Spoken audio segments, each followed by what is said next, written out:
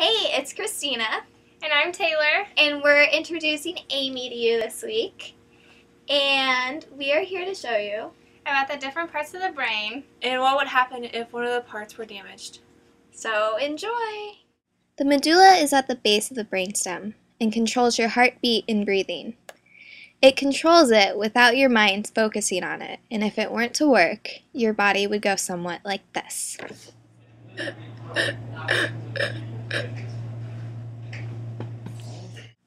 The thalamus is the brain's sensory switchboard, located on top of the brainstem. It directs messages to the sensory receiving areas in the cortex and transmits replies to the cerebellum and medulla. An example of the thalamus not working would be if a person had no sense of taste and couldn't taste something spicy, as shown in the next scene.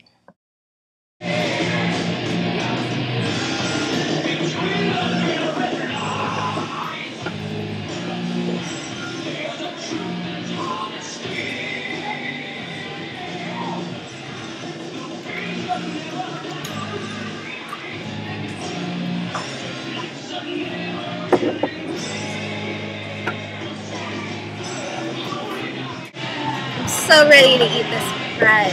Yeah, go eat that bread.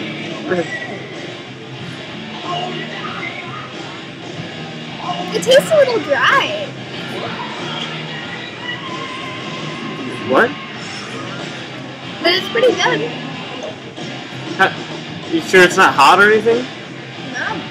Not burning as it goes down your throat? You don't need a glass of milk or anything? What, did you do something to it? Because I didn't No, notice no, that. no, I didn't do anything to it. I do have your Huey Lewis and the News e-quest for you down there. If you got The hypothalamus lies directly below the thalamus, and it directs several maintenance activities like eating, drinking, and body temperature to help govern the endocrine system via the pituitary gland.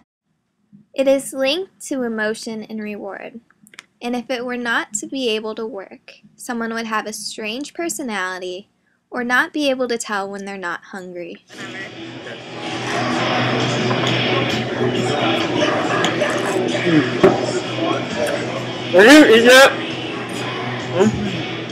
What are you doing?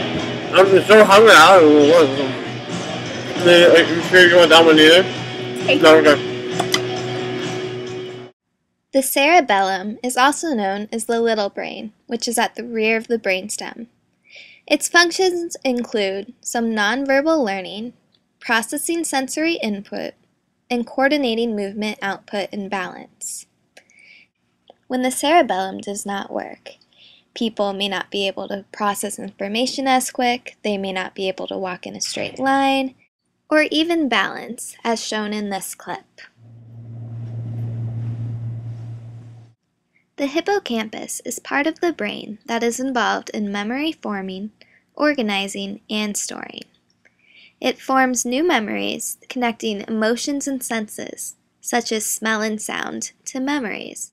People with an impaired hippocampus oftentimes cannot remember what's happened or feel like they are living the same day for many years without acknowledging any time has passed. Hi, I'm Christina. Hi, I'm Taylor. Nice to meet you. Nice to meet you. Where are you from? I'm Ha. Where are you from? Denver. Hi, I'm Taylor. Hi, I'm Christina. We just went through this. Where are you from? I'm from Denver. Where are you from? Let me guess. Omaha? Located within the temporal lobe, the amygdala is a structure that is involved in many of our emotions and motivations, particularly those that are related to survival. It forms emotions such as fear, anger, and pleasure, so if it were not to work, someone would not have these emotions.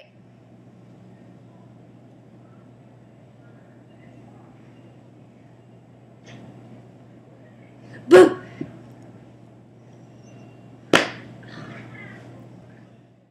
The frontal lobe is a portion of the cerebral cortex lying just behind the forehead. It is involved in speaking and muscle movements, in making plans and judgments. If it weren't to work, then something as simple as moving your hand would not be possible, as shown in the next clip. Taylor, let's go to Red Mango. Yeah, let's go. Come on! Why aren't you coming? I can't get up. You're joking. I can't get up. The prefrontal is located directly in front of the frontal lobe, and that's what helps people to understand different concepts and be able to explain them to others. I really don't understand this problem. It's because A plus B equals C. Okay. Another part of the brain located in the frontal lobe is called the Broca's area, which directs the muscle movements involved in speech. If it were to not work, someone would not be able to vocally reply to what you have to say, even though they know exactly what to say. Taylor, there's this party I really want to go to tonight, but I don't really want to go alone. Will you go with me? Fine. If you don't want to respond and do your homework, you could have just said so.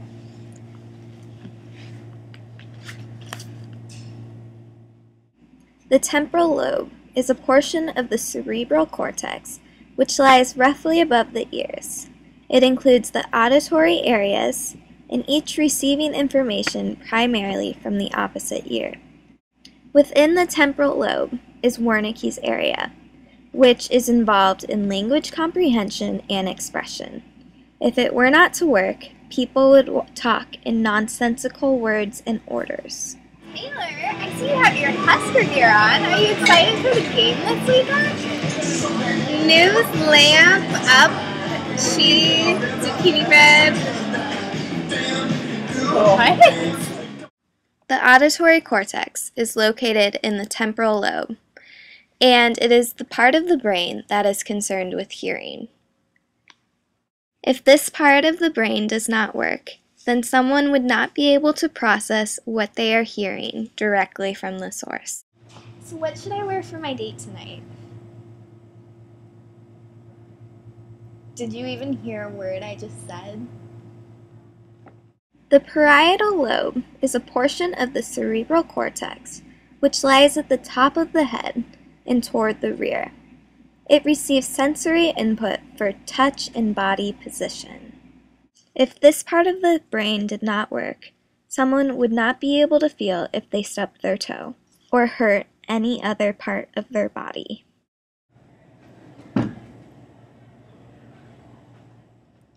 The occipital lobe is the portion of the cerebral cortex lying at the back of the head. It includes areas that receive information from the visual fields. If it did not work, then a person would not be able to see where they were going.